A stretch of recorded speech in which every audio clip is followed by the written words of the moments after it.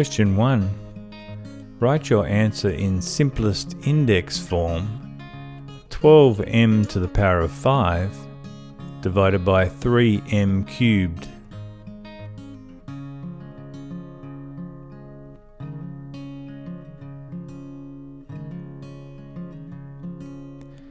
We'll divide the front numbers normally. So 12 divided by 3 makes 4. And then when we divide terms with indices, we subtract the indices. So 5 minus 3 gives us 2. So we just get 4m squared when we simplify that.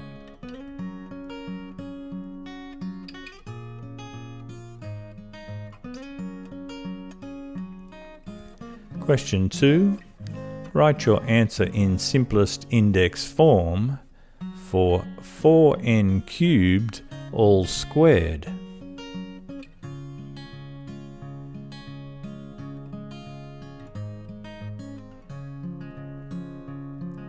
We put the front number to the outside power. You can see in the bracket we have a 4 and the whole bracket is getting squared. So we need to do 4 squared and get 16 for the front number. And then when we multiply the indices, we've got a power of a power. That n cubed is getting put to the power of 2. So we multiply the indices there, and 3 times 2 makes 6. So we end up with 16n to the power of 6.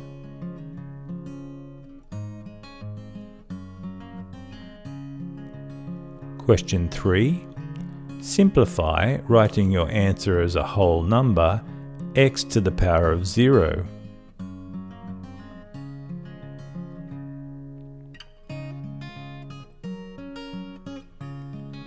There's a rule that says if any item has a power of 0, that item equals 1.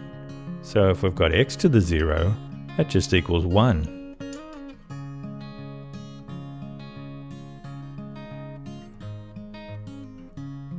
Question 4.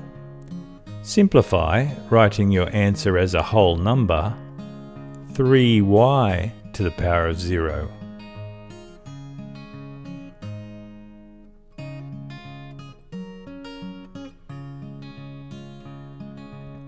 If any item has a power of 0, it equals 1, but if you look carefully at this question, it's only the y that's got the power of 0. The 3 is just in front of that term, and because the 3 and the y don't have brackets around them, the 3 isn't getting put to the power of 0. So what we've got here is 3 times something that's the equivalent of 1. So 3 times y to the 0, 3 times 1, final answer of 3. Be careful with those ones.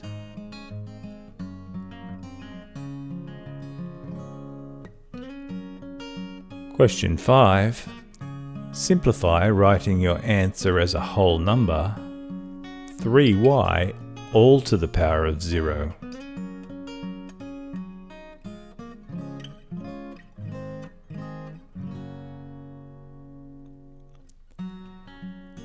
Now in this case, the 3 and the y are in brackets, and the brackets are fully getting put to the power of 0. So that means that the 3 is also getting affected by the power of 0. And so we can say that if 3y is to the power of 0 totally, then the whole thing equals 1.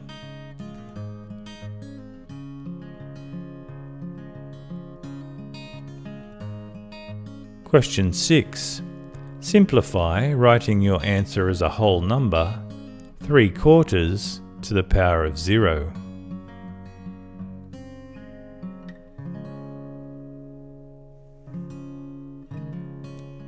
Any item that has a power of 0 equals 1.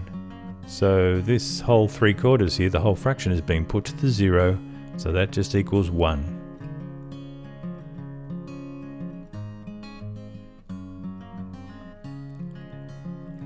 Question 7. Write your answer in simplest index form for a to the power of 10 divided by a squared all cubed.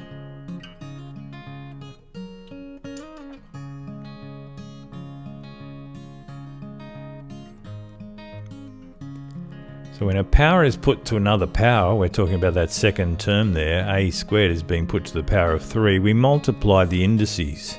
So just to simplify that, we have a10 divided by a to the 6 when we multiply the indices on that second term. And we've also got a rule that says to divide terms with indices, subtract the indices. So we're going to do 10 minus 6 there. And get a final answer of a to the power of 4. 10 minus 6 is 4. So when we use those two rules, the power of a power and the dividing terms with indices rule there, we get a final answer of a to the power of 4.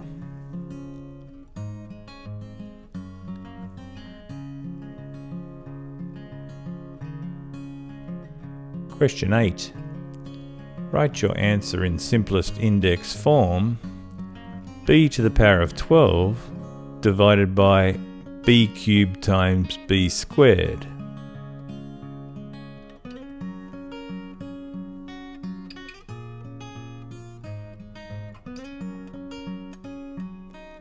To multiply terms with indices, add the indices. So within the brackets there, we have a multiplying terms with indices there, b cubed times b squared. We'll add those indices and get b to the 5.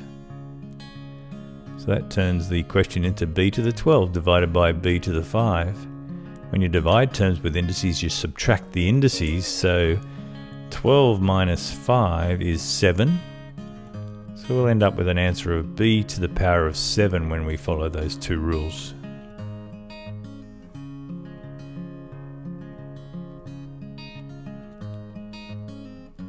Question 9.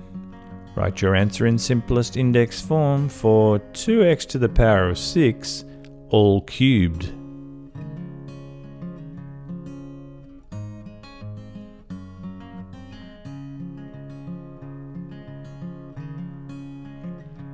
We put the front number to the outside power. You see the 2 is in the bracket and the bracket's getting cubed, so the 2 is affected by the cubing. So 2 to the power of 3 is 2 times 2 times 2. 2 times 2 is 4, times 2 is 8. So that front number we're going to have in our answer is going to be an 8 because of the 2 getting cubed. And then we have a multiply the indices situation when you've got a power of a power there. You've got x to the power of 6 getting put to the power of 3. We multiply those indices, giving us x to the 3 times 6 or 18 there. So in the end, we get a final answer of 8x to the power of 18.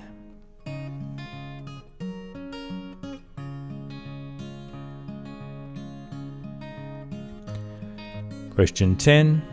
Write your answer in simplest index form for 4x squared y to the 5, all cubed.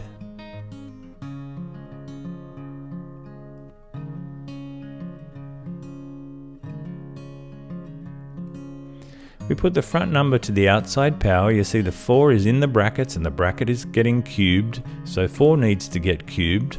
4 times 4 times 4 is 64. And so that becomes our front number of our answer. Then we follow the rule that we multiply the indices when we have a power of a power. So we have x squared that's getting put to the cube, the power of 3. So we multiply the 2 times 3 to get x to the power of 6 in the end. And the y to the power of 5 is also getting put to the power of 3. So we'll multiply those indices, the rule says, and get y to the 15. So, final answer, 64x to the 6, y to the 15.